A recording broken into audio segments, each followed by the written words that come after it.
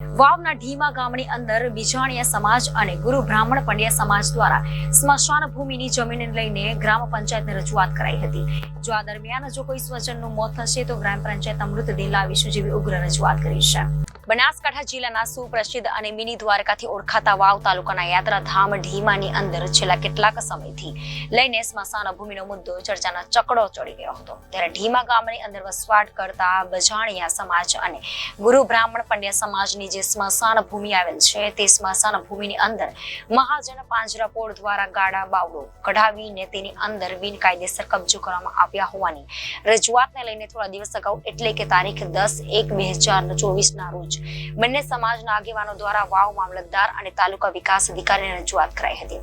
અને બજાણિયા સમાજ અને ગુરુ બ્રાહ્મણ પંડ્યા સમાજ દ્વારા ઢીમા ગ્રામ પંચાયતના જવાબદાર અધિકારી તલાટી ઠાકરસિંહભાઈ દેસાઈને આવેદનપત્ર આપીને માંગ કરવામાં આવી છે કે તાત્કાલિક ધોરણે અમારા બંને સમાજની સ્મશાન ભૂમિની જમીન પર જે બિનકાયદેસર કબજો કરવામાં આવી રહ્યો છે તે કબજો હટાવીને અમારી જે રેકોર્ડ ઉપર વર્ષોથી સ્મશાન ભૂમિના નામે જે જમીન બોલી રહી છે તે જમીન અમને માપીને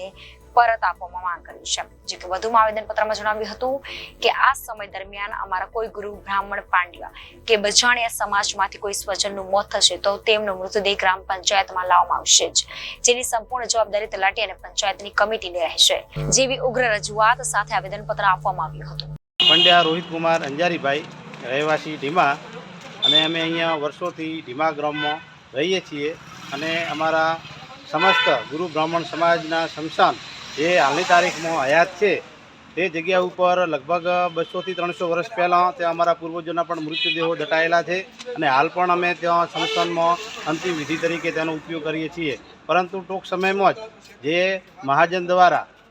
પાંજરાપોળ દ્વારા ટૂંક સમયમાં જ ગોંડા બાવળ કાઢી અને અમારા શમશાન ઉપર ગેરકાયદેસર કબજો લેવાનો એમનો પ્લાન થઈ રહ્યો છે। તેના વિરોધમાં અમે સમસ્ત ગુરુ બ્રાહ્મણ પંડ્યા સમાજ આવેદનપત્ર આપીએ છીએ અને જો અમારા શમશાનનો પ્રશ્ન હલ નહીં થાય તો અમે ઉગ્ર રજૂઆતો કરશું અને જે અમારાથી થાય છે શક્ય બને તે ઉગ્ર દેખાવો કરી અને અમારો હક અમે લઈને રહીશું।